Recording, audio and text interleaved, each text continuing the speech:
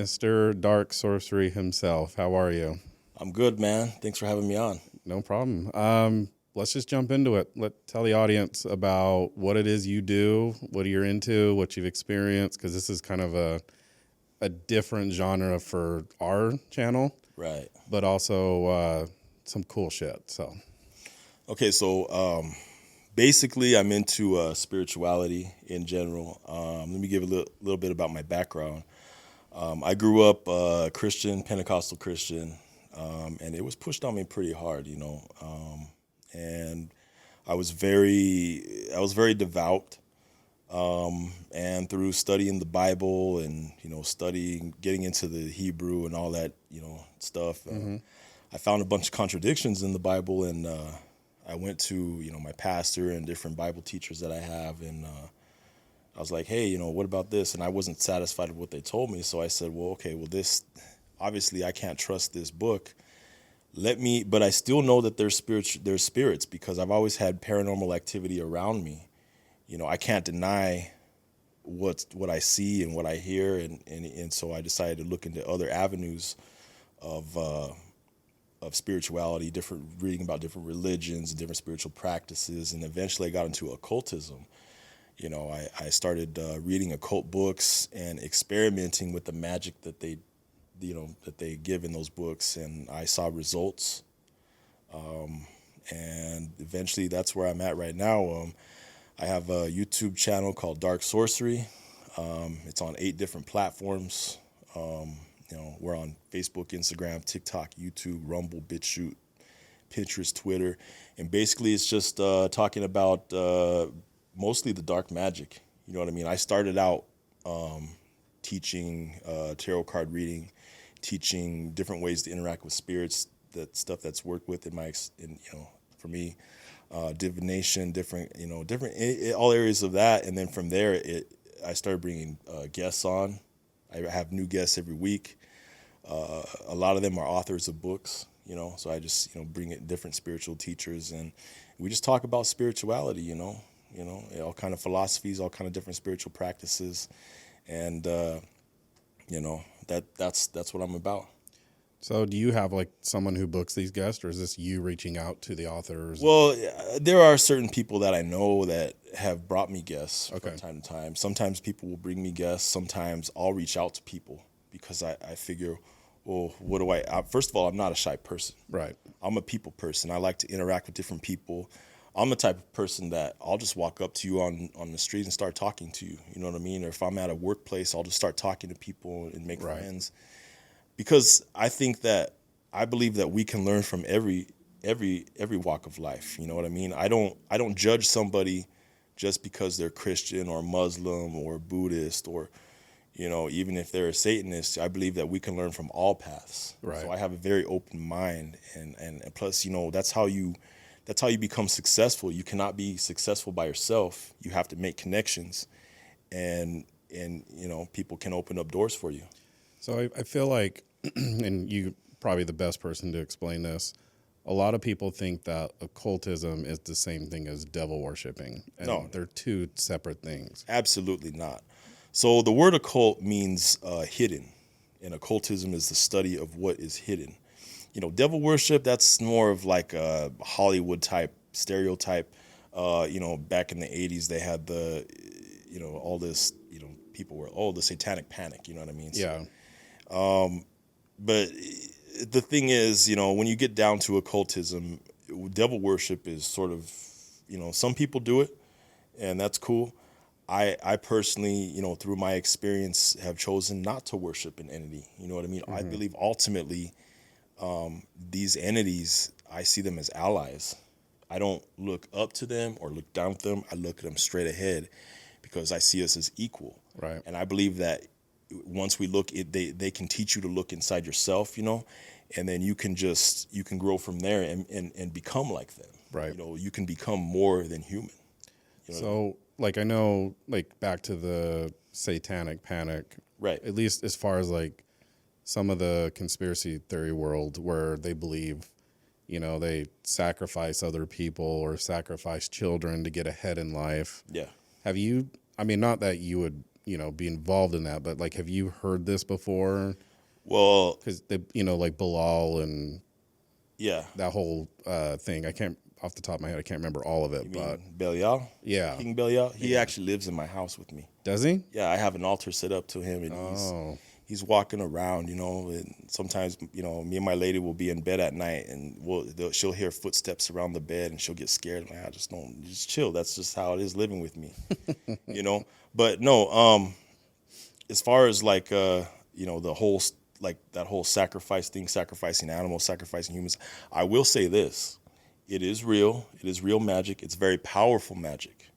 But do people get ahead in life because of it? Yes, because what that does is, take for instance, if you were to sacrifice an animal or sacrifice, a human, depending on how many years that human or that animal has left, that's how long your spell will go into effect. Oh, wow. That's why a lot of these people who do human sacrifice choose children, because they have a lot of fresh energy. If you have an adult, their body becomes corrupted over time through cigarettes and alcohol and drugs. It alters the energy. You want a clean, pure energy, so that if you're going to do human sacrifice, that way your spell can be that much more powerful and that much more long lasting.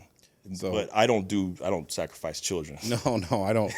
But I'll tell you, it is real. It is real, and it's very powerful. Well, I just when we talk before we hit record, the energy I get from you is you're more of an investigative journalist than you are partaking into sacrificing. The thing is, I do have my own spiritual practices that I do. And they do have a strong effect. Mm-hmm. Stuff that's worked for me through trial and error, and I have had teachers over the years. Different witches have mentored me, and I have my own spiritual practices. But if there's an area of magic I do not want to get into, I'll go ahead and investigate it, and just up close. You know what I mean? Some of these, I know people who do human sacrifice. I will say that. Wow. But I like to just I like to learn from things. I believe we can learn from everything. Just like I believe that. Let me give it to you this way. I believe that we're a battery. Okay, we are a battery, and what does a battery need? It needs a positive charge and it needs a negative charge. Right. The universe needs that ultimate negativity. Otherwise, it would collapse on itself. Right. And nothing would be existent. So I believe it's necessary. I believe there's a time and a place for everything. It'd be like a night on Molly where everything is positive and there's no negative. Yeah, that wouldn't go. I mean, look, I mean, there are certain people who, there's people who like to focus on just the positivity and just the negativity. If you focus too much on the positivity, people are going to take advantage of you. You're going to be too nice to people. You're going to be a pushover. You know what I mean? If you focus too much on the negativity, you're just going to be an asshole, a dick to everybody. You're not going to make any connections. And basically, if you focus too much on that, you could go walk out into the sunlight and they'll start to literally burn you. Like, oh, I can't stand it. You need both. Yeah. You know what I'm saying? Right. I like to focus more on the dark because I come from the light. You know what I mean? Right. And, with my background, I mean, I started out as far as spiritual practices, I started out working with angels. You know what I mean? And then I figured, well, I don't feel at home here. But then when I started working with the demonic, then I said, okay, I feel home here. This is where I feel at home. You know? Right. So that's where I'm at right now.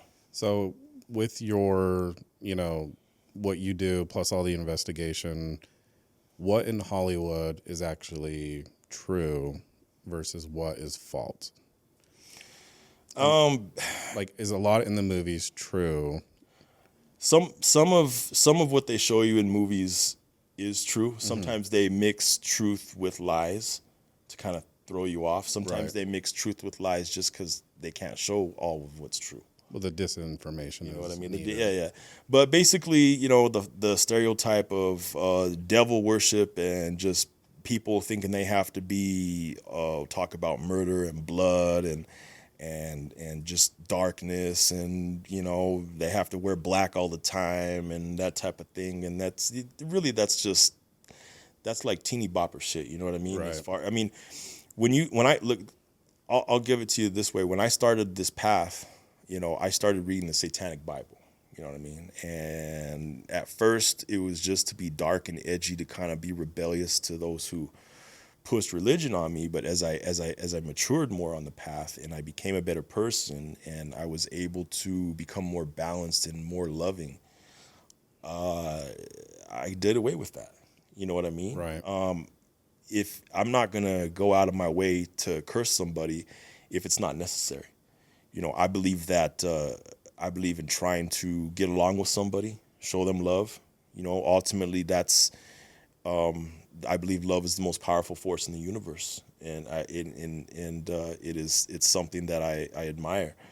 But there's those people who, no matter how much love you show to, they're still going to be a dick and still try to get over on you and still try to, you know, maybe your life may be in danger, and it's like, okay, man, it's time to fucking cap your ass now. Yeah. And then that's what I do. Right. You know, but you know, and also I believe that whatever spell you throw out should match the energy. Like, take for instance, if someone cuts me off in traffic, I'm not gonna do a curse and kill him.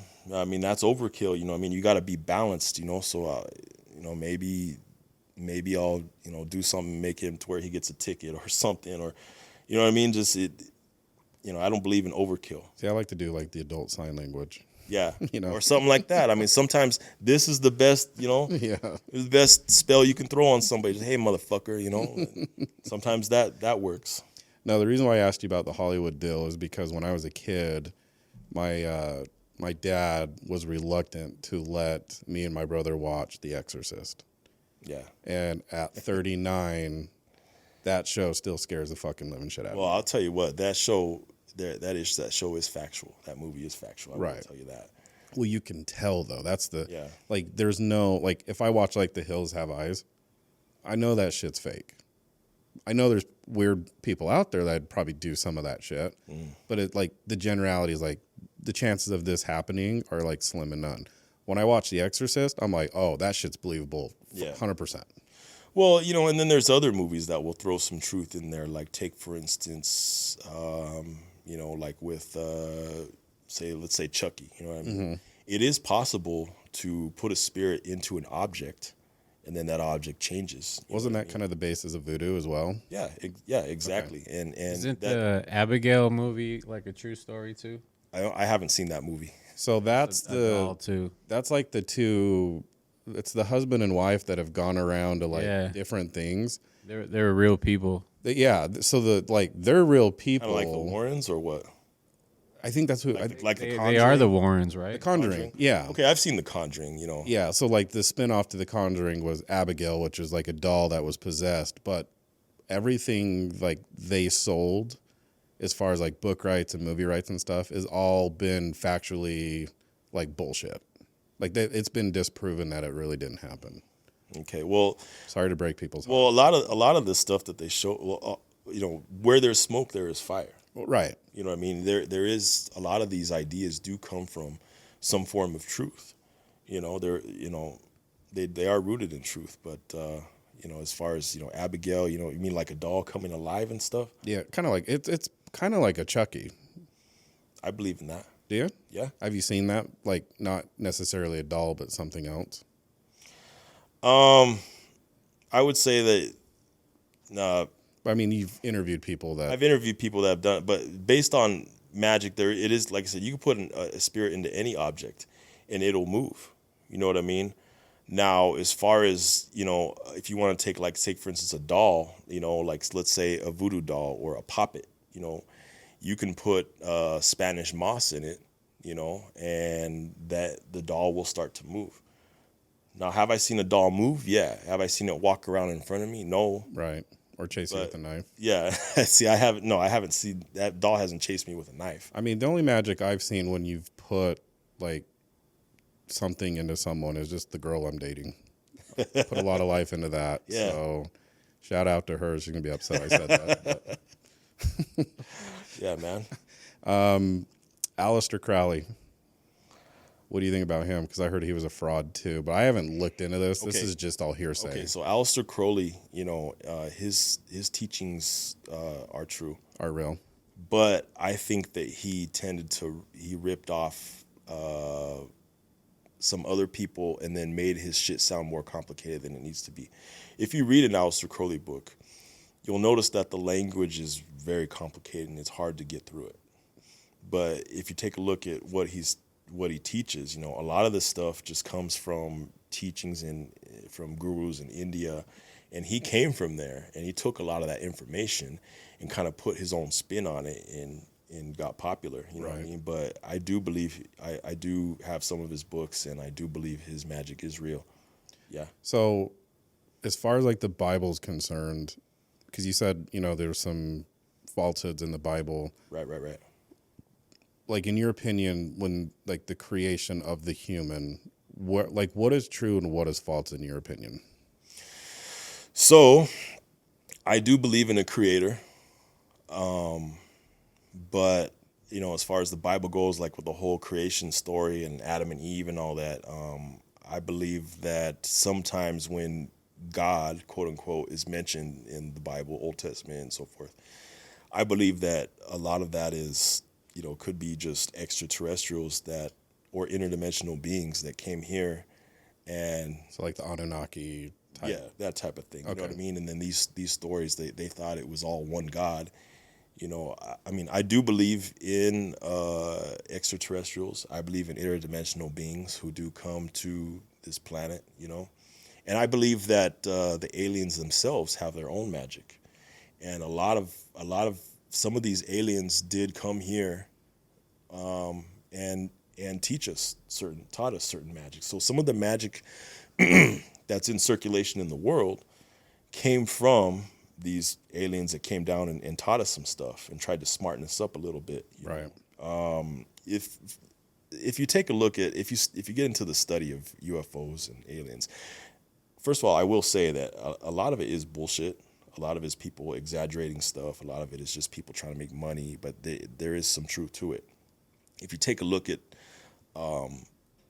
symbols on a UFO or people who've been abducted, they write these symbols or they have symbols on them. They're symbols. Mm-hmm. If I write something in English, 500 years from now, no one's going to know what it says. Right. But symbols are a universal language. They can transcend time, and a lot of people can know what they can decipher stuff from it. Well, you see a lot of that with like Mesopotamia, Egypt, where a lot of the Bible kind of starts. Well, yeah, you do. And let me just say this, that the subconscious mind speaks in symbols. Okay, so the subconscious mind, you can actually program the subconscious mind by making symbols. So there's a certain kind of magic called sigil magic, where you can draw out certain symbols. You stare at them long enough, and it will imprint into your subconscious and reprogram you. So they become real. Yeah. So as far as you talk about ancient Egypt and all that stuff, that could be why they went that route. So do you ever see someone create like a symbol and then put magic with it to kind of make it powerful and do what they want them to do? Yeah, I can do that myself. So take us through that process. That's interesting. Okay, so let's say I'm gonna go ahead and write something out. Like, let's say I will be successful. I'll write that. I will be successful. Okay, and then I'll go ahead and cross out all the vowels, and then I'll go ahead and kind of take the letters that are left and kind of write them on top of each other until it makes a symbol. Okay, then I will take that symbol and put it on my altar and consecrate it, and then I'll go ahead and stare into the symbol, deeply, and the subconscious mind will you might see the symbol flash, or come alive somehow, or illuminate somehow. Yeah. Okay. But it'll reprogram your subconscious mind, and then your life will go into a different direction. What are the consequences though? Because now you're channeling something that. So, if you don't, before you do any kind of a spell, it's good to do a divination. So, what I'll do is, I'll pull out, tarot cards, or I'll do some kind of divination method and ask, what is going to be the outcome of this if I do it? If it looks like it's going to be bad, I won't do it. If I see that it's going to be okay, then I'll do it. Right. 'Cause you don't want you don't want to do something without divination and have something like evil in the room doing it, and now you've just fucked something up. Yeah. Right. Yeah, exactly. Exactly, man. You can fuck a lot of shit up by just not doing your due diligence or doing your homework. So like amateurs who get into this in the get-go, you probably see a lot of that, right? Yeah. So consequences, like of what you've seen, or at least, people you've interviewed that have kind of gone down that route, what have you come across? So, I mean, let's say that somebody, let's say if you want to go ahead and, let's say, curse somebody, okay, you've taken somebody out, but now their family is without that person. That sorrow has to go somewhere, and it has to go back to a source. If you take somebody's parents away from them, that sorrow, they might come back and they might get into magic themselves and be like, okay, who did this? I want to get back at this person. Or let's say they don't, that sorrow energy is it can affect you and bite you in the ass later on. And then later on, someone in your family is Right. without their child. You know what I So mean? it's almost like a yin and a yang. Yeah. You have to balance it out too. It balances everything. So when, like, let's take that same scenario where, you've said, I want to be successful. You've created it. You've done the tarot read. Now, like, you kind of got the green light to do it. Obviously, the positive is, let's say you do become successful doing whatever it is that you want to be doing. Right. Now you have a huge positive. How do you outweigh the negative? Because at some point you got to balance out the two energy, right? You just, I believe that you can just, blessings is good. You know what I mean? As far as negativity goes, I don't think that plays into a factor into it at all. You know what I mean? If you're constantly showing love to people and making their lives better, that's what you're going to get. You know what I mean? The negativity, it has its place in the universe. The universe will find a place for that. Mm-hmm. But it doesn't necessarily have to be you if Right. you don't choose it to. Right. Okay. So you do kind of have a spot it could go to. Yeah. The universe will reroute it to where it needs to go. Okay. That's interesting. Yeah.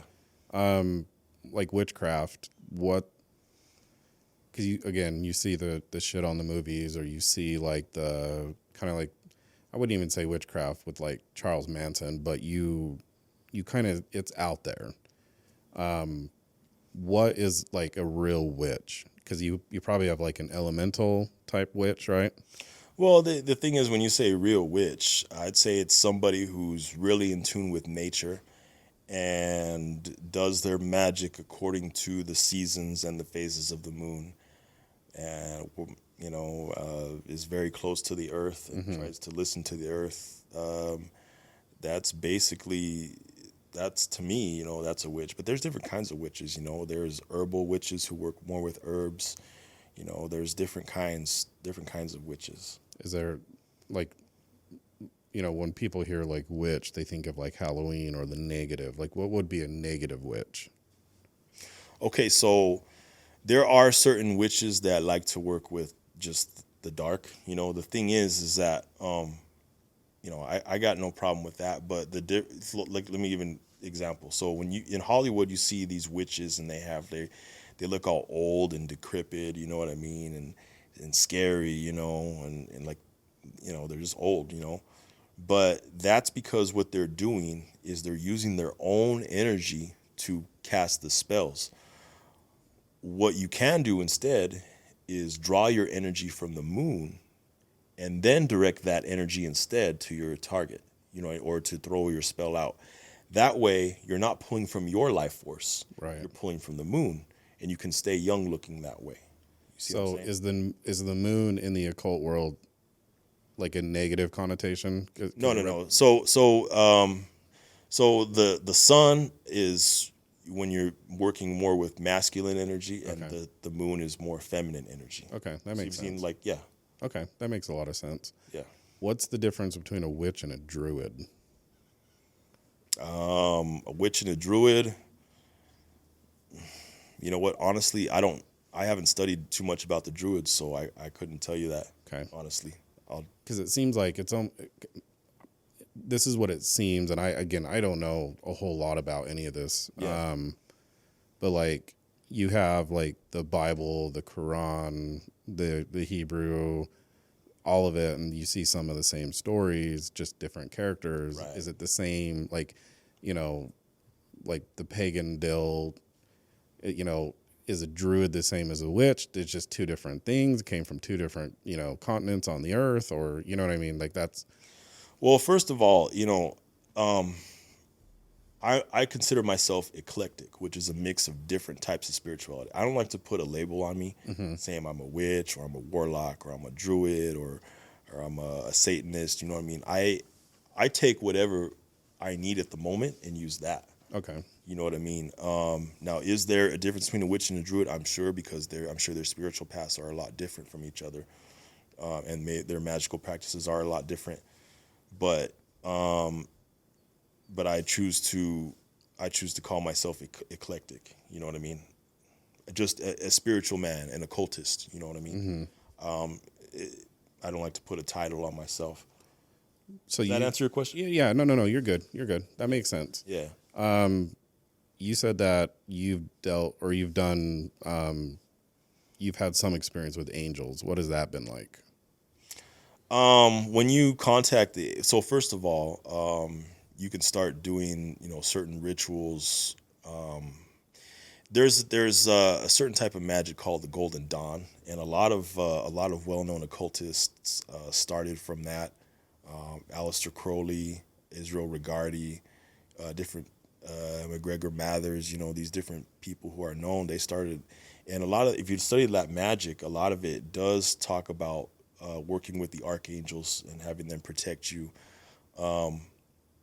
When you do certain rituals and call on the angels to surround you, you feel this peace. You know what I mean? You can feel the peace and the light. You can actually feel it. You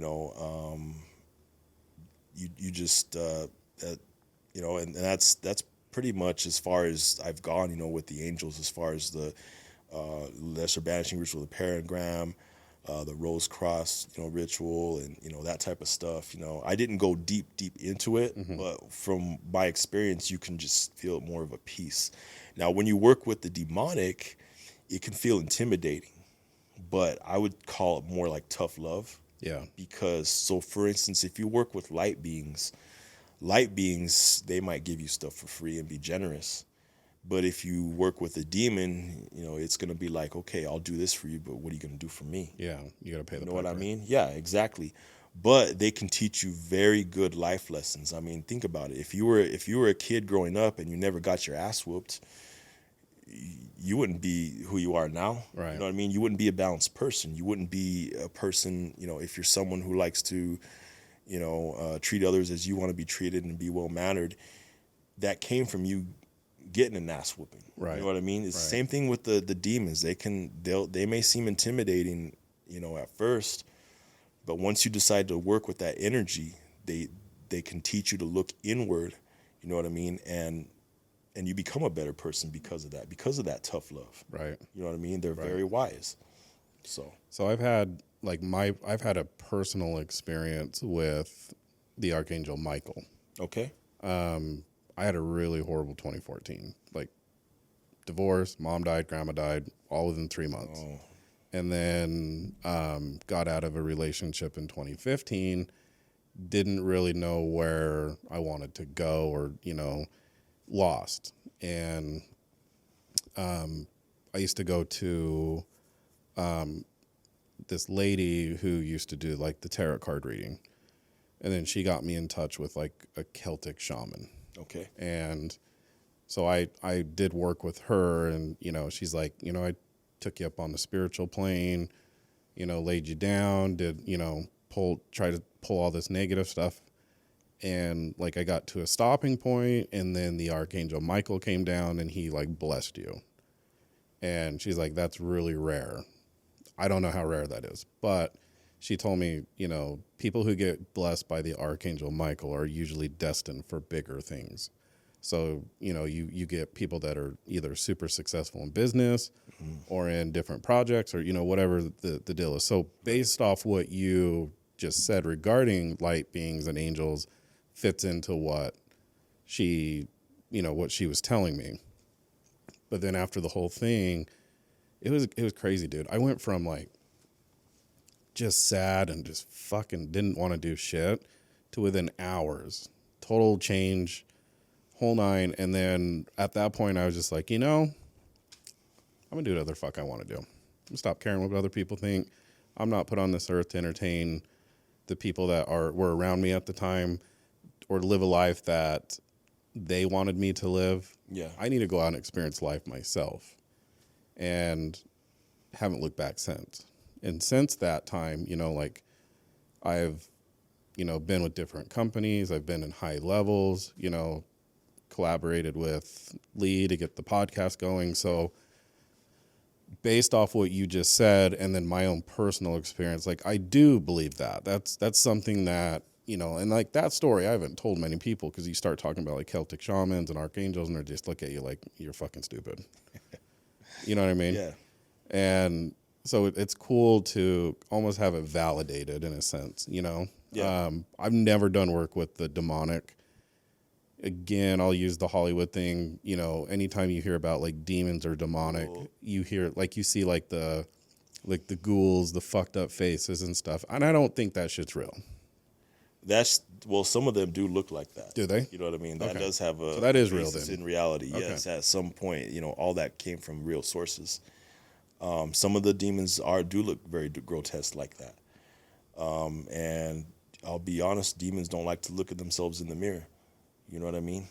I don't know if that's because of that reason, but the thing is that if you work with a demon and you seem weak or intimidated, they'll destroy you. Yeah, they'll take over, yeah. They'll destroy you and they'll whoop your ass. They'll have your life go downhill really quick because they value personal strength. You know what I mean? Mm-hmm. And someone who's got a backbone, a man who's a man, you know what I mean, and can stand up for himself, and a woman who can stand up for herself, you know what I mean? So people that live in the energy that they were brought onto this earth to live, masculine men, feminine women, right? Well, I mean, if someone's gay, I don't judge them for that shit. But No. But ultimately, yeah, I mean, they're straight up, and they want people who are straight up. Mm-hmm. And if you ain't straight up, then you don't belong in it at all. You know what I mean? You take your pussy ass somewhere else. You know what I mean? It's not for the faint of heart. Hell no. Okay. So how long have you been doing what you've been doing? Like in the occult? Yeah. Magic? Since 2004. Okay.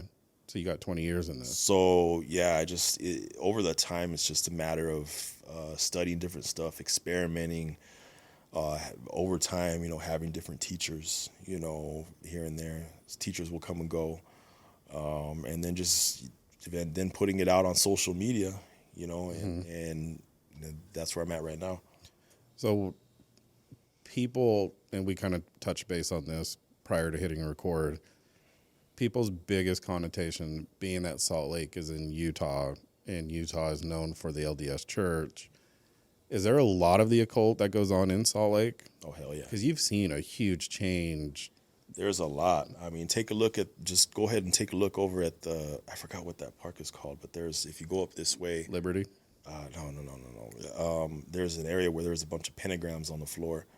I forgot what it's called, but it has a strong occult community. You will meet people here that do that stuff, and it has its place. There's different people who meet up.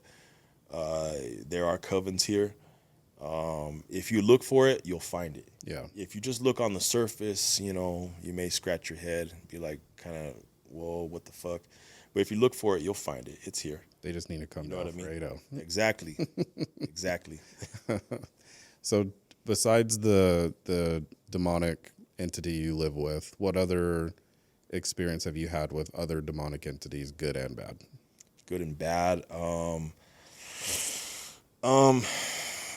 as far as experiences with other demonic entities, it's been pretty good because first of all, I am a straight up person. I'm not saying I'm all this and all that, but working with their energy, they've admired it.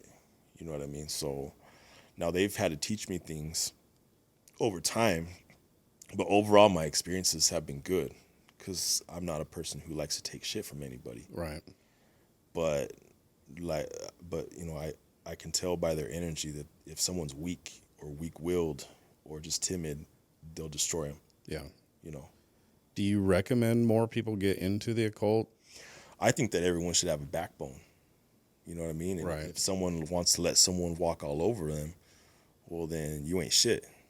You know what I mean? Yeah. Like I you know, if they want to be like that, that's fine. You know, let them live their life.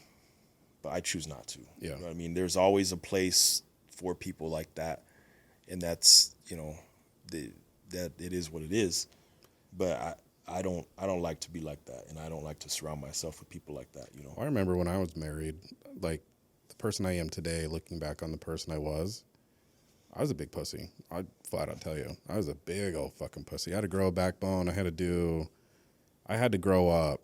Yeah. You know, especially when you rely on another person like that. But yeah, I respect people like yourself who do have backbones, who are not afraid to tell you when you fucked up or tell you when you've crossed boundaries, but also, you know, like the energy they give off too, where you can just tell like, okay, like he's no bullshit. You're not going to fuck with him. Yeah. You know, someone who enjoys like the comedy and fucking with people, you know, like I respect what you're saying because, you know, I have people in all walks of life that I deal with day to day where like I wouldn't fuck with them. I couldn't say what I say to other people, you know, and everything I say is mostly like joking around too. I don't ever mean anything like super malicious, but I do like to fuck with people. And, you know, like Lee and I have a good group of friends, and there's friends inside our group that I wouldn't say half the shit I say. And then I got other ones where I have no filter and I'm like, fuck it. Right. Like, gloves are off, let's go. Right. And just let the shit fly. Uh-huh. So I get where you're coming from. As far as like what have you personally gotten into that has helped you, like benefit you regarding like the occult? Just listen. You know, I actually learn a lot on my YouTube channel, on my own podcast. You know, like when I say I don't mean mine because, you know, I have a team that helps me run everything. So I should say our channel. But you know, I have different guests on from who have different spiritual practices and different backgrounds, and I just talk and I let them talk, and I learn from them. You know what I mean? Now I've, you know, as far as working with the demonic and reading different books and experiences, I've grown a lot from that. But a lot of it is just different guests who come on and teach me their magic. They teach me, you know, the questions I ask them, I learn about their spiritual background and why they do what they do and how they do what they do. And I'm always, I believe learning never stops. I believe, you know, I think that life is, you know, learning, it should be a lifelong path. And a lot of it is just different people I come in contact with and just, you know, investigate and study and just learn from them. So I think because you keep mentioning magic, there's like Vegas show David Blaine magic, which is all misdirection. Stage magic. Yeah. And then there's the actual Occult shit that you're in. So just to differentiate the two. Yeah. So stage magic is spelled MAGIC, and then occult magic is spelled MAGICK. It's got a K at the end of it, and that's how you, in writing, you differentiate between the two. Okay. Why the different spelling? Is it just... I don't know. No. I think over time I'm not sure. It might have been Crowley who started that, but I'm not sure where it exactly started. But it just caught on, and, you know, that's how people differentiate it nowadays. This is such a stupid level, but people like to spell the word gray, Gray, and I always spell it Grey. Like, oh, the difference, the Gray and Grey. Yeah, I know that kind of bugs me too. I always do I do the EY, so if I bug you, I apologize. But No, it's just funny because it throws people off. They're like, "You mean gray?" And I'm like, "No, Like I the mean color gray or an alien gray, like that type of thing. yeah, Yeah. yeah, yeah." As far as the alien thing that you brought up, so Yeah. you think a lot of that's bullshit, Aliens? yeah, or like the spacecrafts, the A whole lot of it is. A lot of it is just bullshit. People trying to, get over on people or just trying to sell books or whatever. But there is a lot of truth to it. I do believe personally. I believe that some demons, some spiritual entities are aliens themselves. I believe that some demons are actually, they could be in a craft, watching over you or watching over somebody. I believe that when you dig down into it deep enough, it connects with the occult. right. I believe that take for instance, there's in Genesis chapter 6, it says the sons of God came down and saw the daughters of men and Yeah, the Nephilim. the Nephilim. You know what I mean? I believe that the Nephilim, first of all, it is the Nephilim are entities you can still contact. You know what I mean? But I believe the Nephilim, are they have an extraterrestrial or interdimensional origin. Yet there's also an occult, and demonic connection as well. You know what I mean? This all connects together because, like I said, I believe the aliens themselves practice magic and brought that knowledge to mankind, a certain segment of them, some of them, and they have a better understanding of it than we do. But I think you could also make the correlation too that the Nephilim are also the Anunnaki because they pretty much did the same shit. Whether they are the actual Anunnaki or not, I don't know. I do believe that, if you take a look at all these different spiritual cultures and religions, eventually you'll find a pattern where there's 9 gods that came to earth and taught man things. There's when you die and you face judgment, there you got to face the 9 gods. And Egyptian mythology teaches some of that, and Right. different cultures teach some of that. I believe that actually some of these 9 gods are actually just okay. Let me give you an example. If I want to go to another planet, you know what I mean. I'm gonna send the lower ranks to go scout it out, go check on it. So I believe sometimes these lower ranks were sent out to Earth to scout it out, but then when they got here and saw that people started worshiping them and started then they put themselves on a pedestal and made themselves, Bigger. more than they actually are. You know what I mean? When in actuality, all the leader did was just send his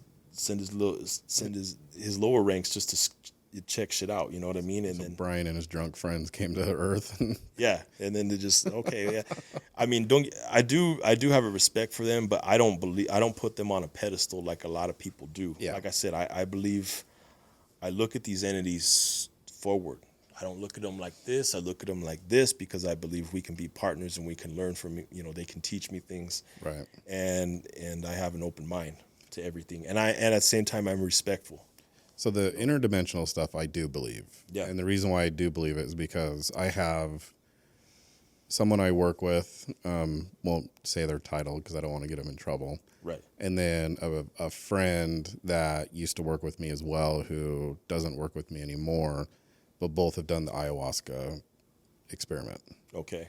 And both have told me that once you're on it and I'm not talking, and this is not a knock to anyone who makes it here in the States. This is actual, like, you fly your ass down to the Amazon. It's a ritual. It's not an actual, here, drink this, and, someone roofied you and you're all fucked up for a night or two. This is like the actual ritual. But what they explained to me is like you drink it and then you feel like you got slingshotted into the universe. And where a lot of people don't like it is you have no control over anything, but it starts to show you things that maybe you were supposed to see or not supposed to see. But really at the end of the day, what it does is it opens your mind to a whole other universe that you didn't even know existed, or you knew existed but never experienced. Right. And it, in a sense, will actually help change people, whether it's good or bad, because, every experience, someone's going to have a different outcome. But both have told me that it's been one of the best things they've ever did. And the one person that I work with now told me he would never do it again because he doesn't like feeling like he's not in control. Well, I personally, I have not done ayahuasca. I want to. I plan to at some point in the future. I have not. But I will tell you this, that, when you take drugs or any different kind of substances, it alters the vibration of your brain. Right. And when the vibration of your brain is altered, you can get a peek into other planes of existence. Right. Well, people dream, and it's the actual drug DMT that your brain makes is what gets you into that dream state. Yeah, I believe when people dream, they're traveling at night. You know what I mean? Oh, yeah. There's different, REM sleep and these different, vibrations of sleep. It does alter your mind and allow you to travel. But, through the use of substances, while you're awake, you can get a glimpse into things. Right. I believe that, but I have not personally done any ayahuasca yet. I haven't either. The problem I would come across if I had the opportunity to do it is I love learning. Like you coming on here explaining all this, like this is super fucking exciting for me, and hopefully for other people. But I like who I am as a person. I like who I've become, during my transformation. What I don't want is to do something because it's an interest or, I would want to do it. Yeah. And then come out and be like a totally different person. Like that would be heart crushing for me because I've done so much work. I do believe when you get into stuff, some of it does rub off on you. Like take, for instance, if you're in a relationship, let's say for 5 years with somebody, you're going to be a little different from when you were when you first started dating that person. The aspects of them will rub off on you. Right. And so aspects of yourself will rub off on them. Right. And then they'll, you two go your separate ways. But you've learned something and gotten a rub off of each other and changed a little bit because of that. Right.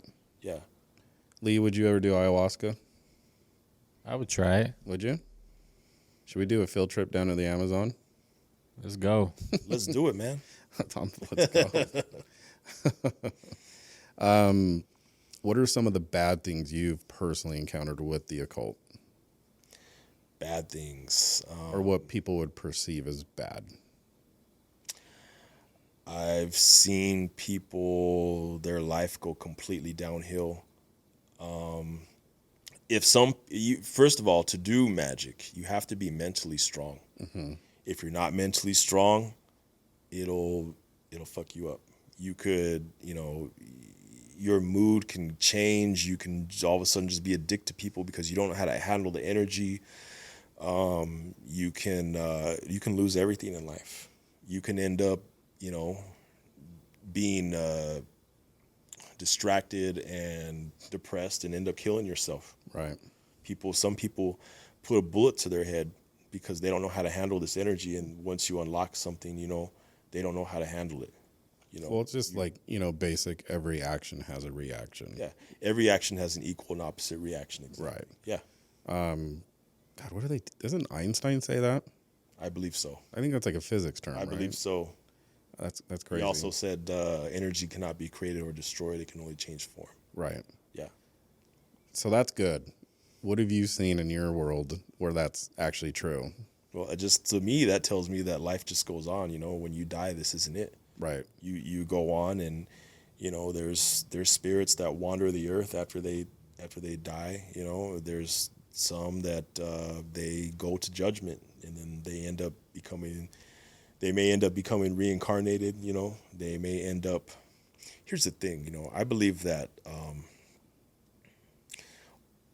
Buddha was able to escape the system. And if you do your due diligence and focus on your spiritual practice enough, you can escape the system.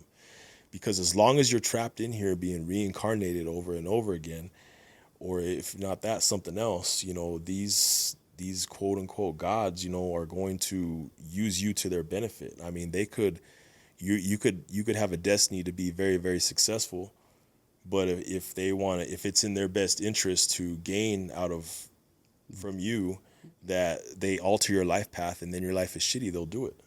You know what I mean? So, you're a slave to the system. But what is the ultimate gain for them to do something like that? I don't know. That's I honestly don't know. But that's just in my experience. That's what it is. you know what I mean. Like, do they gain something by doing it, Well, or is it just a funny joke? Like when I fuck with people, you know what I mean. Like, is that Sometimes they may do it to fuck with you. Maybe they get something out of it. But I will say this: that the movie The Matrix. If you take a look at that movie, I believe it's a documentary. I don't believe that it's all just made up stuff. so? Do you feel this is a I believe that we are in a simulation right now. Okay. Okay. So you're talking with me. I'm talking with you. This is all everything you look around here. This studio. This is all simulation.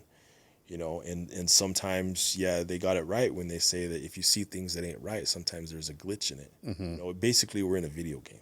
right? You know. So if if we take the Matrix storyline Right. and it goes back to being the plus and the minus on the battery, Right. are we really just people grown in a tube to power a machine? Or I would say at the moment where the energy that we generate is generating those who are, in control of this realm or this planet. You know what I mean? But if you're balanced enough, the key is to be balanced. If you're Right. balanced enough, you can escape the system like Buddha did and become free. What's You're not- your opinion on having deja vu?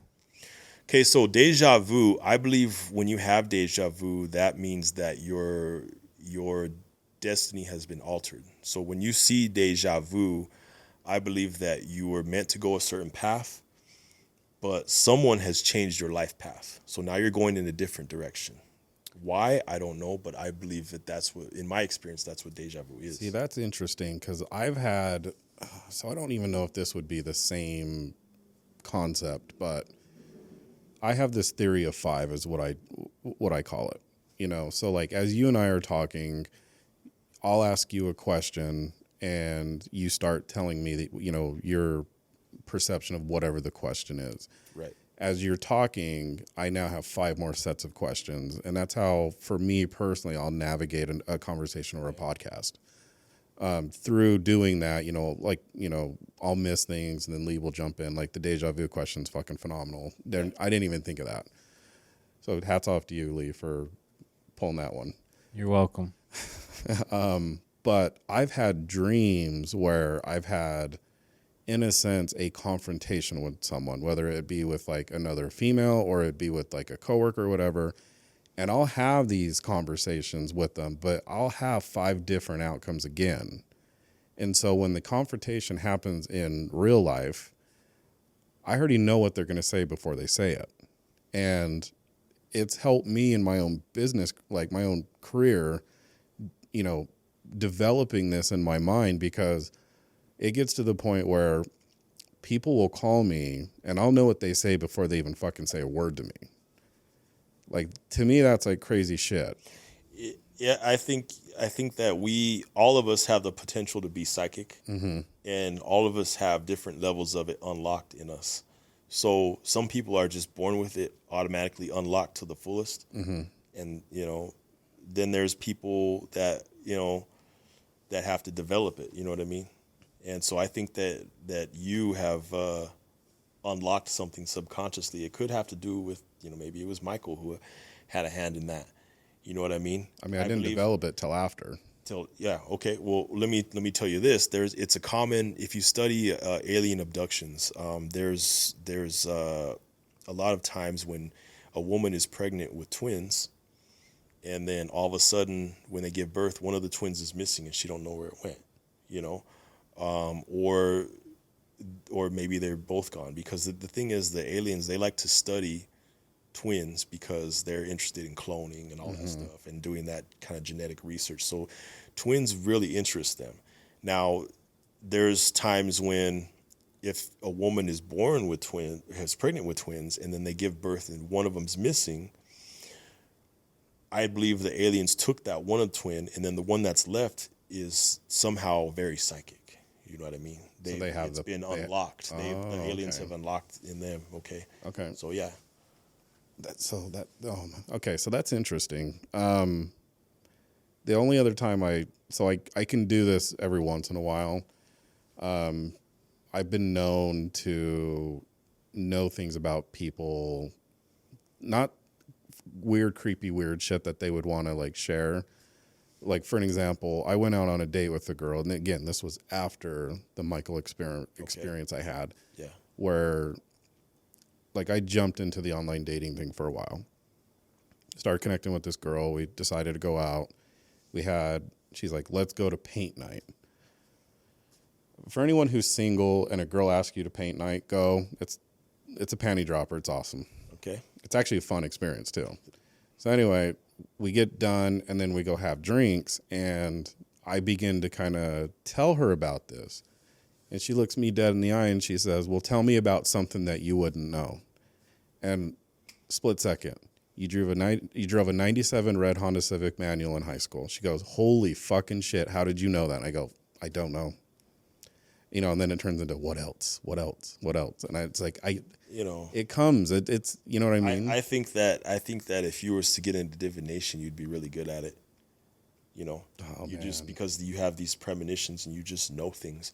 I think a lot of people who have the closer and more connection people have to aliens, I believe that they're like that. They just automatically, they can look at you and just know things. So I don't recall any type of alien thing in my life, right, other than I had one experience where I was a kid. And this is true story, but this really doesn't have anything to do with aliens. There used to be that show on TV called Alien Encounters. Okay. And it used to scare the fucking shit out of me. And there was one night I was watching it late at night. It was probably like 11 or 12. Freaked the fuck out. Turned the TV off. I'm laying on the couch and I see this green light on the ceiling. And I'm like, what the fuck? They're coming. Like, what the hell's going on? What it was the microwave time reflection hitting the ceiling. like that's the only thing I would recall alien-wise that I've ever even experienced. But the alien subject is interesting to me because, like you, I do think there's a lot of bullshit. There's also a lot of shit you can't explain. But the one that gets me the most is they're always hovering around like nuclear reactors. Yeah. You know what I mean? Like anywhere there's a nuclear reactor or there's about to be a meltdown, there's something in the sky. Yeah. And so for me, I can recognize patterns really quickly. So I think that's a lot of like how I can read people too is, I see their pattern and then I can feed off the pattern and then I know what they're going to do or what they're going to say. And so when I see things like this and that you see it multiple times on multiple different accounts, it's like, okay, that's a pattern. That's something that really needs to be looked into. Yeah.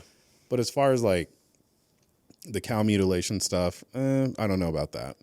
Or the crop circles have been proven like you can fake them. I'm not saying they're not real. Yeah. But they could be faked. But being that we don't do anything really with nuclear power, and then you see that fucker in the sky or multiple fuckers in the sky, you're like, okay, something's up with this. Yeah, it is. I mean, as far as the cow mutilations go, I believe some of that has to do with a lot of the aliens like to take the adrenal glands of animals and people. Right. Because they keep in mind that I don't believe that we're at the top of the food chain. I believe the aliens are at the top of the food chain. So it'd be like us, looking down. Like take, for instance, if we're on a farm and, there's a bunch of chickens around us. Yeah, we'll play with them, have fun with them, but we can't help but just eat a few of them. You know what I mean? Yeah, they're mother cluckers. Yeah. But I believe that, sometimes they'll abduct people and, just kind of they'll have animal parts, human parts aboard, and they can take the adrenal glands out of humans and animals, and they might, they can use them for their benefit, either to give them a boost of energy or to get high off of them or what. So what you're talking about is more of the adrenochrome stuff, right? I guess you could say that does. But the adrenal gland, the adrenal gland, yes, secretes adrenaline, which gives you that euphoric, sense of, so that makes sense. And can help extend your life or give you more long lasting stuff. That's interesting because I haven't heard that. What's the benefit? Like, where have you heard that? Is that like a proven thing? as far as adrenal glands enhancing. Or is that There's no official statement on it, out in the public. But I just from talking to different people and doing some research, I believe that is true. Okay. That's interesting because COVID was awesome. I'll just tell you that. For all the people that passed away, I apologize. But it was awesome because I feel like that time period really unlocked a lot of people's minds. Yeah. Whether you want to call it the red pill, the blue pill, they're stuck inside, and it forced them to do some research and forced them to think about things that they necessarily wouldn't have. Right, because if you're just doing the simulation thing, getting up in the morning, going to work, doing the same shit over and over and over again. Exactly, and that's what the establishment doesn't want you. That's why they made society to where you're constantly occupied, to where you don't have time to dwell on stuff like that. You don't have time to think about, well, can I be more than I am? Or is there more than what mainstream society says there is? I definitely believe that. I feel like it's meant to be a distraction, and it's set that way on purpose. Right. Because you can go all the way back to like the medieval times where you had serfs and then the horrible thing about slavery where you just had people doing things for you. Really, in a nutshell, if you work a regular 9-to-5 or non-business owner, you are doing things for other people for them to make even more money than what you could even imagine. Right. That's the system that we're set up in. Yeah, it is. And hats off to people like Lee who have their own business. Yeah, right on. Yes, sir. But yeah, like, see a lot of this shit makes sense to me. I would never be scared to jump into the occult stuff. So you and I can have more talks away from like the podcast and stuff. Definitely, yeah. But like everything you say makes a lot of sense. And we're back. Little technical difficulties, little bathroom break, but we're good. Anyway, based off the last conversation we just said, or we were talking about, back when I was going through my shit, the only thing I knew to do was to turn to God. And this is kind of where, like, for me as a person, because I grew up, how much do you know about the LDS Church? Quite a bit? Little to nothing. Okay. So they had a prophet. I don't remember his first name. His last name's McKay. Okay. That's my mom's maiden name. All right. And I do come from that genealogy, if you would. All right. I don't feel I have any special powers or anything because of it. I'm not a true believer of the organized religion deal. So like my relationship with what you would call a higher being or what I would call God or whatever is just my relationship with that thing. I don't need like the organized religion stuff. So anyway, when I was going through all my shit, like I would pray for other people and watch it come true. And then, a series of events happened, but I was already a smarter, better version of myself because I felt like I just went through this huge fucking battle. And when you go through a divorce and you lose your mom, you lose your grandma, you know what I mean? Like, I felt like I was battle tested to now where I'm like, I don't care. Like, you know what I mean? Like we were just talking, when I meet new women, I'm not the snake oil salesman that's going to like sell you on something, like a version of myself that really doesn't exist. Like if you don't like what you see, just like take it or leave it. Like there's a fucking door. Like, ultimately I do believe that you should be true to yourself. 100%. All the time, 100%, and that's really, that's how you get in life what you're meant to have. Well, but for on me on a much smaller level, it's how you grow as a person. When you accept who you are, like I used to get all worked up about like how I look or like, my genetics is I'm from the Norwegian region, hairy as fuck. Now I don't care.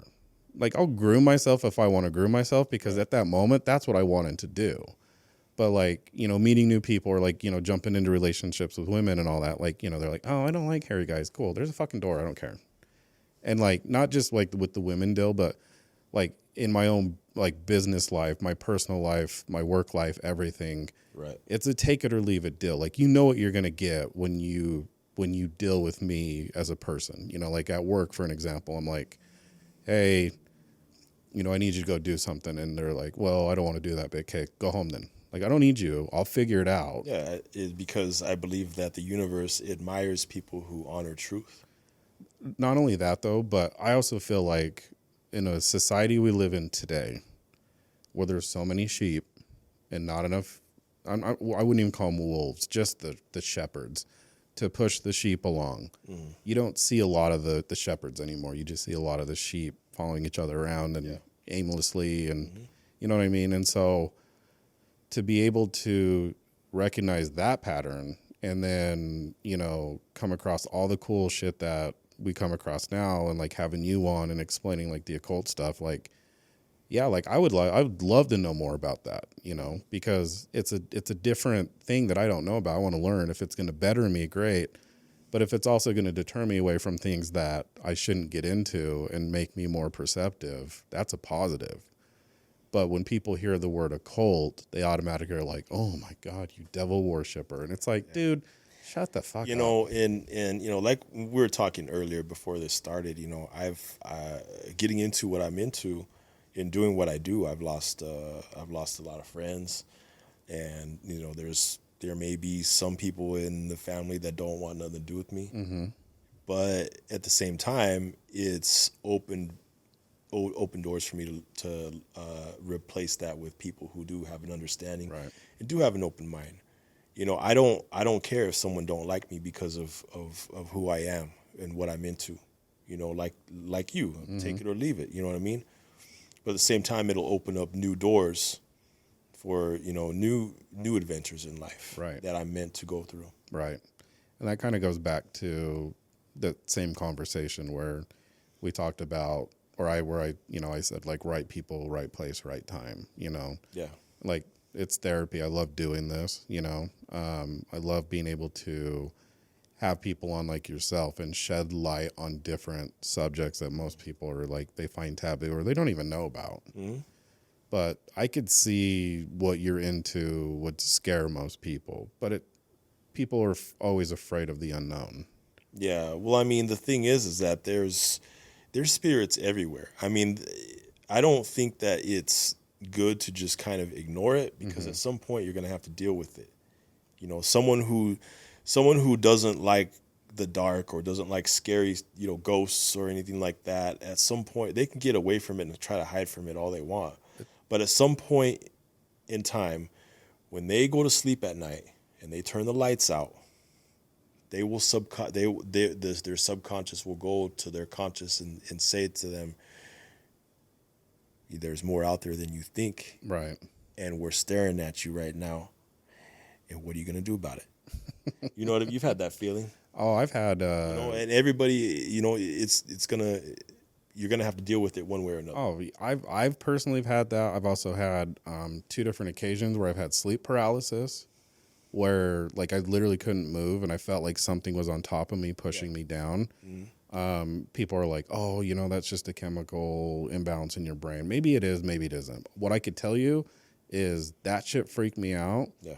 But also knowing that there's something out there that could do that to you and you can't even see it. But, like I've had this feeling where, you walk into a room, whether you're by yourself or not, there's always something staring at you. Yeah, you can feel it. Like I can tell you right now, you and I talking, I know you're here, I know Lee's here, and I know there's something in the corner looking at me. I can feel it. I can fucking feel it. Yeah. And it's kind of a cool feeling when you accept it, though. Yeah. But it's crazy though. Well, the thing is, if you don't accept it and you're scared, they'll continue to fuck with you. Right. Because the fear that people give off, they use that as energy to feed themselves. Sure. You know what I mean? Yeah. So they in a sense, if someone's scared, they want them to continue to be scared. Right. But if you're someone that's like, oh, cut that shit out, or oh, it doesn't faze me, then they'll just kind of leave you alone. Right. You know what I mean? Yeah, it's nuts, but it's still a cool feeling though. It is. Yeah. I have a sister. I got to get my sister in touch with you because she sees shit. Okay. She actually will see it. Yeah. I remember going to a family occasion one time, and I didn't know she had the gift, but growing up, like we've had some like weird fucking shit happen to us. Right. Like we lived at a house in West Valley that was haunted for sure. Because like we would all leave to go out to dinner, come back.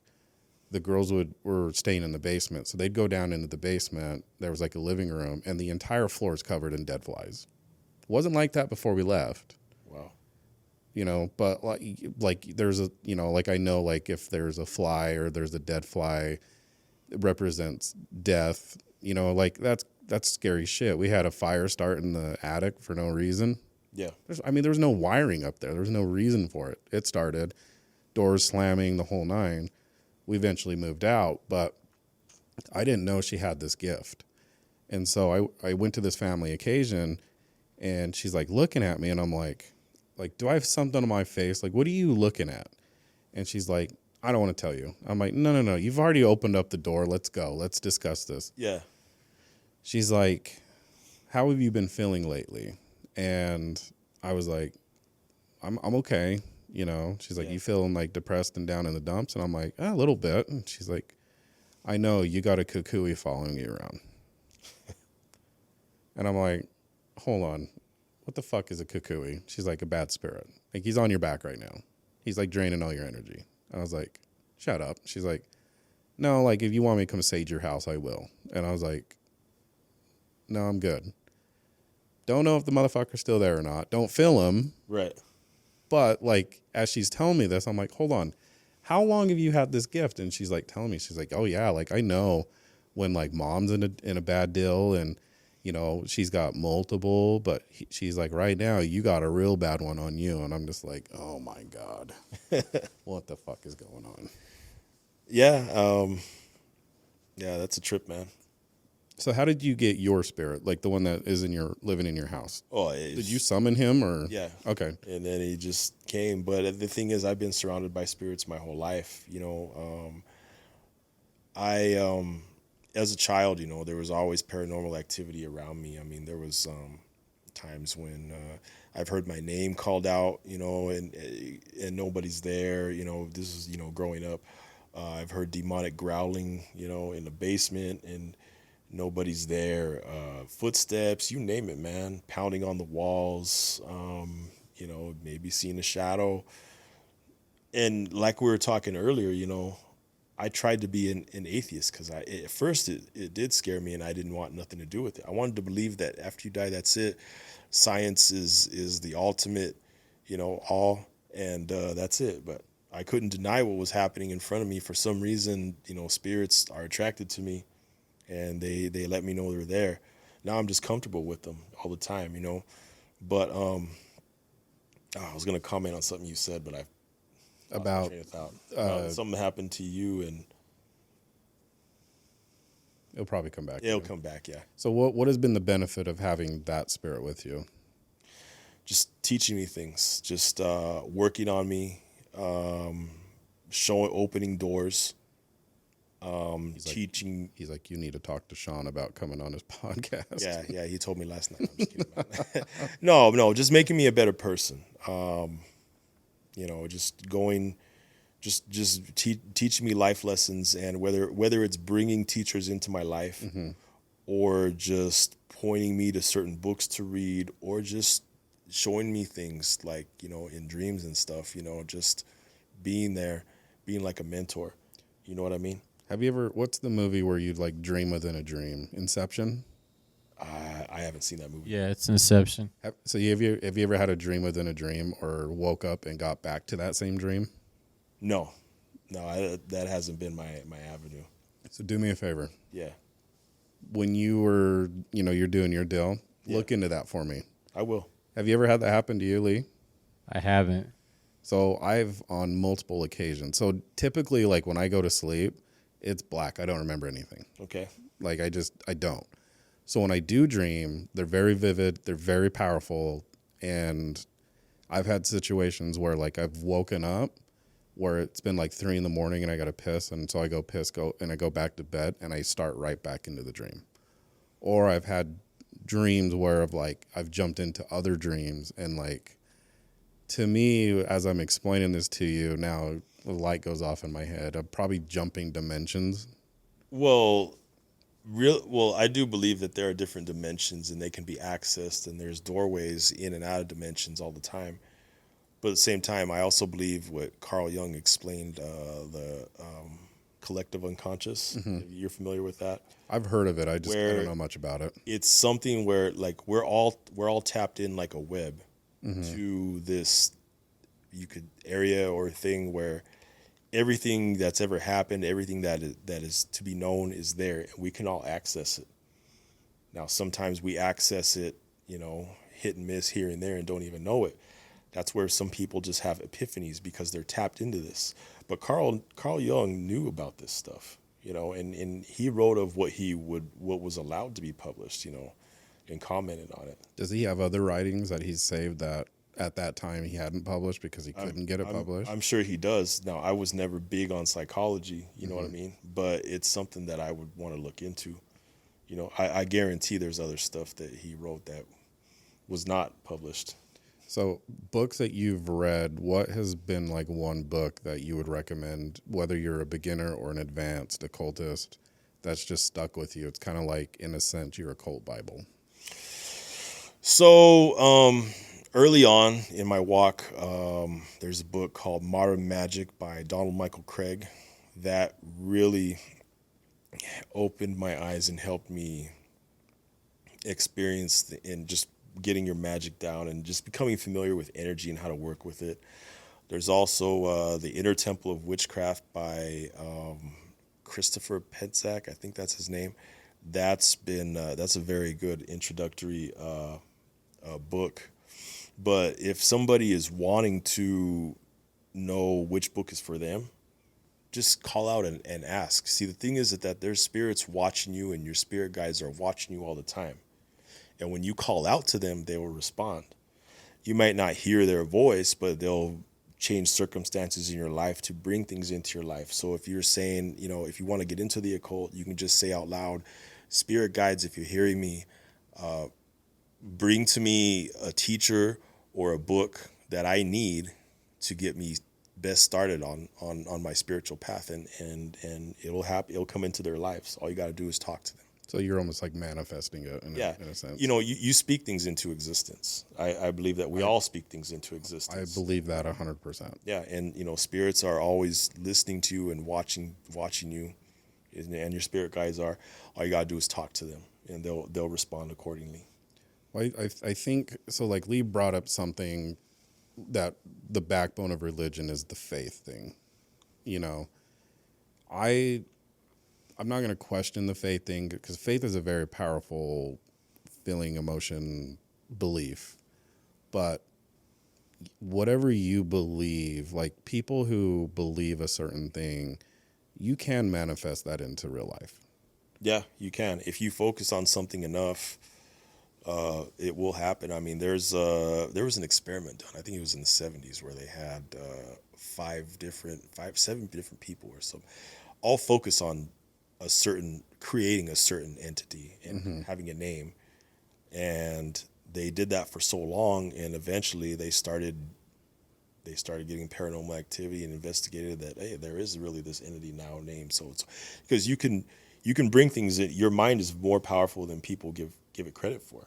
You can just manifest things. The mind is very powerful. When you concentrate on something and you have a strong intent and you focus a lot of energy into it, something will happen. See, I also feel like faith is a way to mask lies, though. Yeah. So take for instance, if a church will tell you, "Oh, just have faith." Well, okay, I want to question. No, just have faith. Like that's a cop out. You know what kind of people have had faith and it's ended really bad for them? What? People in cults. Yeah. And I'm not saying religion is a cult. I'm definitely not saying that. But I feel like, and I actually had this, in a sense, this spiritual debate with someone who is LDS versus someone like myself who's not, where you could look at almost every point in history where religion was misconstrued and it started more wars and bloodshed than anything that we currently have today. Right. And I mean, nothing against the Muslim religion, but You have radicals on every aspect of Well, life. I think a lot of that has to do with people who are closed-minded and take, for instance, there's those religious people you've talked to, and they'll be like, well, like I was talking with someone one time, and and they're like, well, how come you don't believe in God's word? How come you don't believe in the Bible? And I started saying, well, the Bible is, I believe it's a historical document that's been altered very much through time. It does have contradictions in it if you study it. If you study the original languages and get into that, you'll see that they don't always match with what's been translated, and so on and so forth. And this person refuses to acknowledge that and says, but it's written in God's word. God's word doesn't lie. Yeah, but hear me out for a sec. I understand, but and they just refuse to just. But it says it right here. Well, just because it says it right there, like take for instance, I could give you a Bible. I could show up a Bible. Oh, look, this is proof Jesus exists. I could pull up a Quran. This is proof Muhammad exists. I could pull up a Spider-Man comic. This is proof that Spider-Man exists. Yeah. You know what I mean? Yeah. But hear me out. And some people are just so close-minded. They don't want to see your point of view of things. Well, and I'll use the LDS Church as an example. And again, I'm not knocking them, but like Joseph Smith had a seer stone. Right. And was able to translate. If your church is truly the church that is everyone is supposed to follow, right? Wouldn't you put the fucking seer stones on display for people to see? Like that's a religious artifact. Isn't it a fact that only he could see the stone and no one else could? Yeah. Well, I don't know. That's just what I heard. I don't know the full story of it. Right. I'm just saying, like take something like the Ark and the Covenant. Okay. Where is it? Don't you think no one really knows? Don't you think that if you were trying to move a massive amount of people's beliefs into believing something that is 100% true, that you would have this actual factual physical thing on display? Here's the thing about the Ark of the Covenant is I do believe the concept is true. So sure. Okay, so let's take for instance, Joseph from the Bible. Mm-hmm. Okay, he came out of Egypt. He was born and raised. He was raised in Egypt. Actually, was it Moses? Moses, excuse me. Yeah. Moses was raised in Egypt. He was taught by the Egyptian priests, and if you take a look and study ancient Egyptian spiritualism, you will find that the Egyptians, they had their own Ark of the Covenants. Okay, so Moses just stole the blueprint.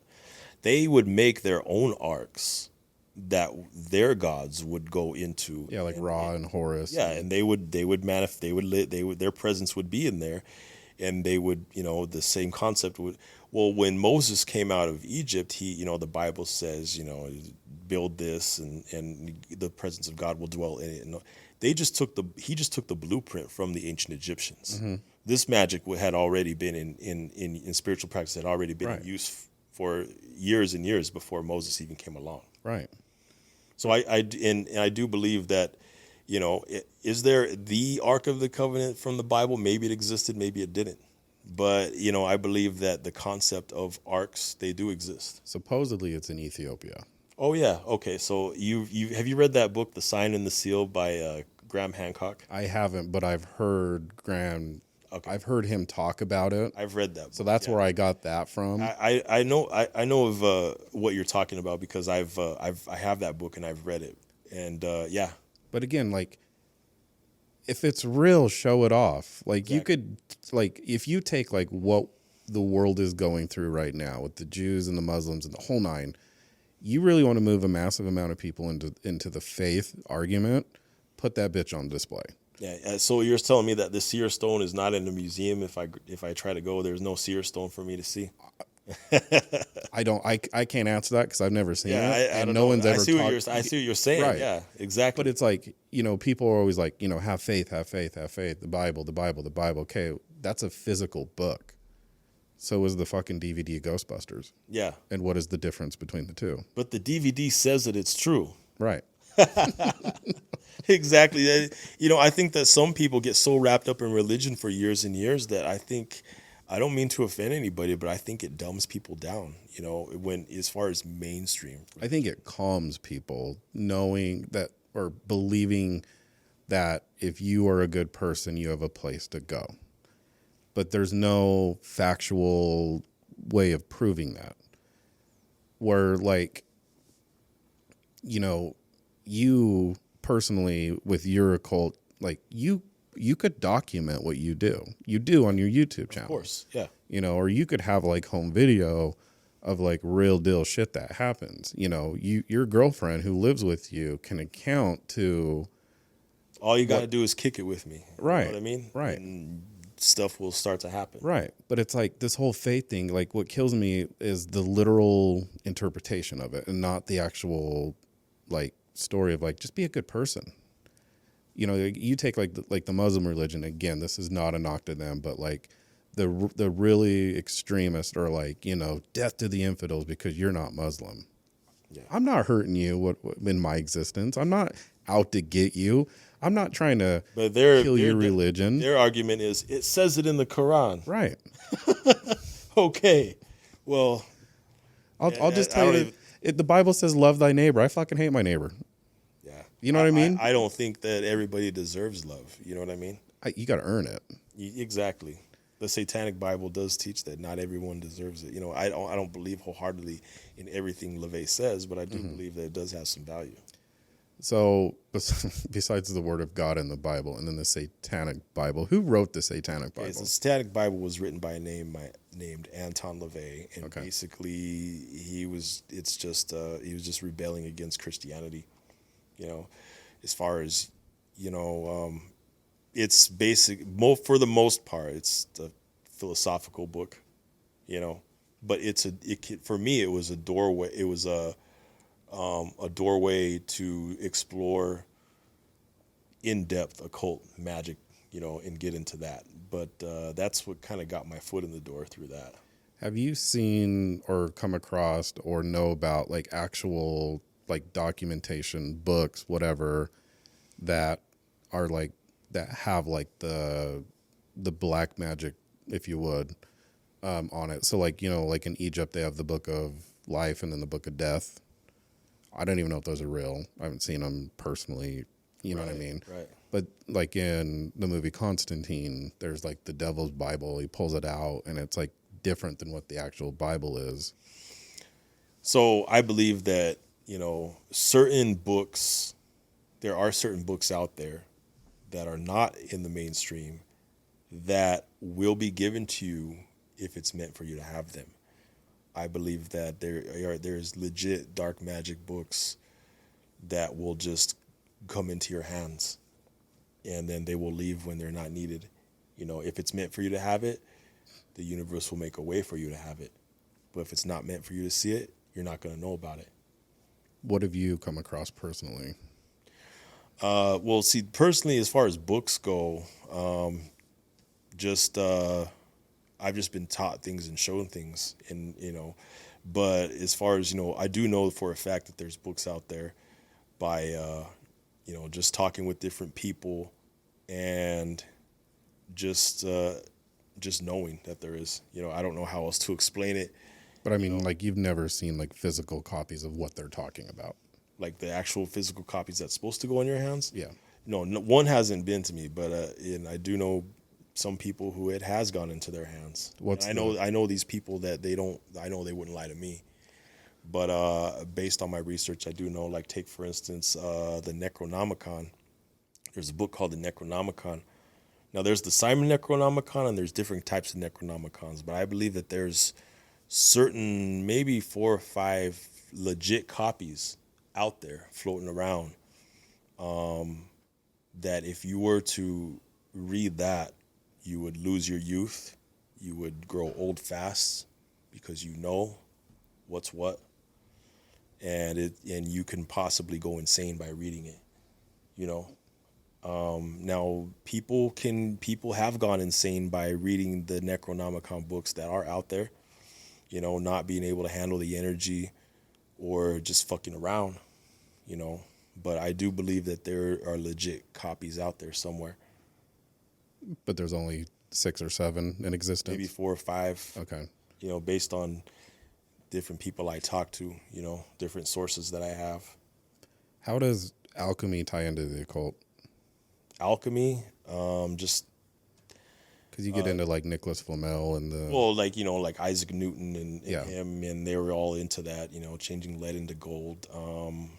Alchemy is a process of ultimately changing you for the better. Now, I will be honest, I haven't studied a lot about alchemy. Okay. So, you know, I can only say so much about it. to me, just the thought of alchemy, if you understand what it is, Yeah. could tie into something like a witchcraft. You Yeah, know? definitely. And into pretty much all aspects of magic. You know, I will say there's no excuse for me not knowing that. And it's something that I need to definitely study up on more. Yeah, but you can only take things as they come at you. You know what I mean? Like you can just, as you are as an investigative journalist, you're just, you know, you hop from one thing to the other to the other. And obviously alchemy has been brought to you, you know. But to me that just, it's interesting because I get on these and whether they're true or not, I don't care. They're just entertaining. But I get in these rabbit holes on like YouTube and you start to get into like do you know who Thoth is? Yeah.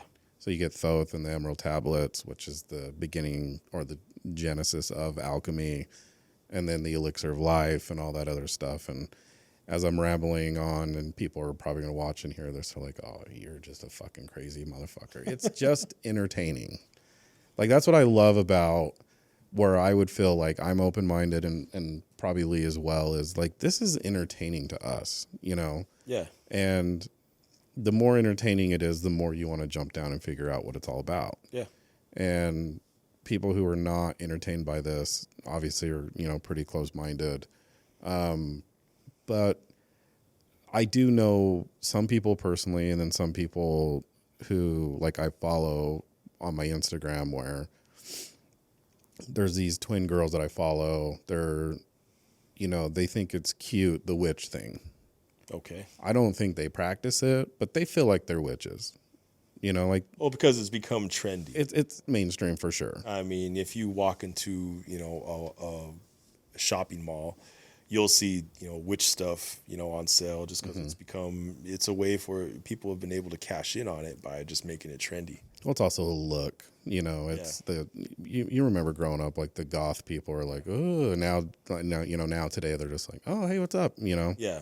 Or you see people that were goth that have completely transferred out of that whole phase. Yeah. So I get it. The other one I do know personally that she's into crystals. Okay. I have never personally been into crystals. I don't understand how they work. Yeah. I don't feel anything when I pick a crystal up. They're cool to look at. Well, I will tell you that a lot of the crystals that are going around nowadays are frauds, you know. They're fakes. But yeah, but the crystals do have power. I mean, you can there are certain different crystals you can use for different things. You know, take for instance, I always have a crystal in my pocket to give me the certain energy that I need for that day, or to kind of, you know, just push me in the right direction. Let's take for instance, if you're having a hard time sleeping, you can clean out under your bed and put some quartz crystals under your bed, and then you'll get a good night's rest because the energy will cause you to, you know, get rest. And I believe crystals are very, very, very strong and it's true about them. Then if you are tired all the time or sleep a lot, you can do crystal meth and that'll wake you up. Oh yeah, you can do that. Shit, I've been down that path. I think we've all been down that path. I've personally never touched it. My brother he's more of the crystal meth guy, unfortunately. But shit, I commend you for that. I went down that path and it's a dead end for me. I feel like get away from it. But see, like going back to the energy thing, when you were jumping into that realm, you're very low energy. So now you probably invite a lot of the shit you don't want to invite, right? Yeah, definitely. I mean, I've, you know, people who've gone off the deep end on crystal meth. I mean, you know, there could be dark beings that want to go ahead and use that to drain you, and then just go ahead and take you when it's time for you to go. Right. They'll be sitting there waiting for you. The only crystal thing I've ever encountered was a stripper named Crystal, and you can just look, you can't touch. Oh, now that's good glamour magic right there, man. Is that a real thing, glamour magic? It is. You can use glamour magic. You can usually it's done with pink candles, but you can use that to make yourself more attractive, more interesting. Really?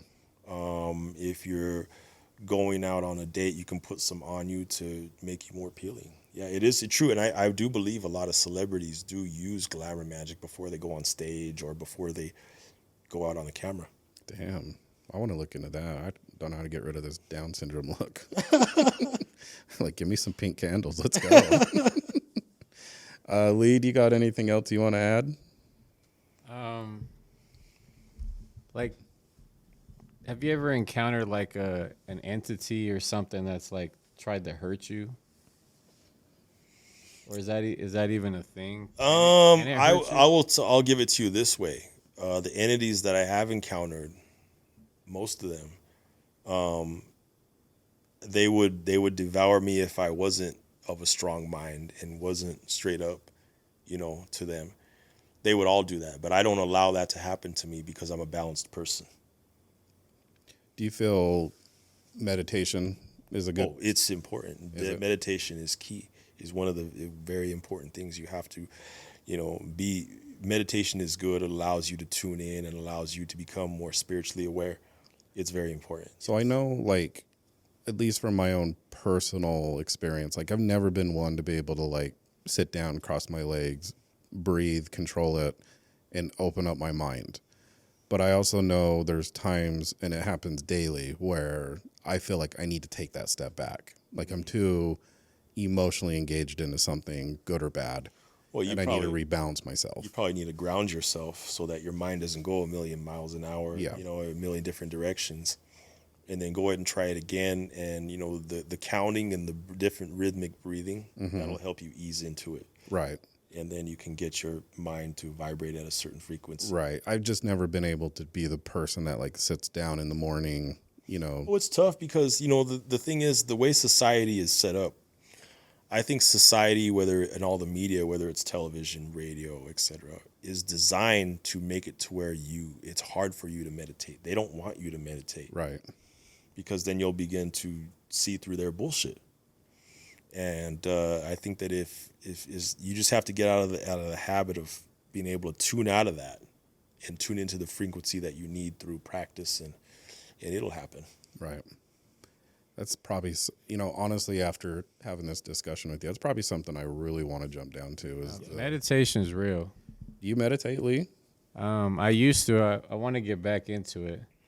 I've gone to, like, when I felt at my lowest, not in 2014, just in, recently in the past 5 years, like I've gone to herbal psychologists that were, they'll push really hard the meditation thing. Yeah. I don't know if it's patience. I don't know if I don't know how to slow my mind down. Yeah, it takes practice for sure. But like I said, every time you turn on the TV, every time you turn on the radio, all that frequency is designed to make it hard for you to meditate. Well, it's just noise. Yeah, it's all just noise. You just have to learn to tune out of it, right? And discipline yourself, and just through practice you'll get it. Through, like I said, through counting and rhythmic breathing, you'll get it. Right. But as far as like for me at least, being like a balanced person, for sure, like I can feel the energy when I'm balanced because that's when I do my best work. Definitely balanced. I mean, like the occult saying goes, to know yourself is the beginning of wisdom. Right. Well, fuck, that explains a lot. Yeah. Just dwell on that and a lot will come to you. Right.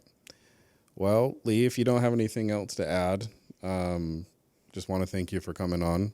Oh, you're welcome. Definitely want to do some collaboration stuff. Yeah, definitely. And everyone who's watching, go to look up Dark Sorcery on YouTube, and you'll find me. You'll see an Old English logo that says Dark Sorcery. Just go ahead and subscribe. If you guys could, go ahead and put the link below in the video description. Absolutely. So that's one links. Thing Jaden, our audio video guy, does is I know when he's about to release it because he's like, what are the socials? So yeah, so all my social media links, like I said, Dark Sorcery is a social media network now. We're on 8 different social media platforms, and the links will be below in the video description. but I appreciate you bringing me on to Of course. here. And it's cool.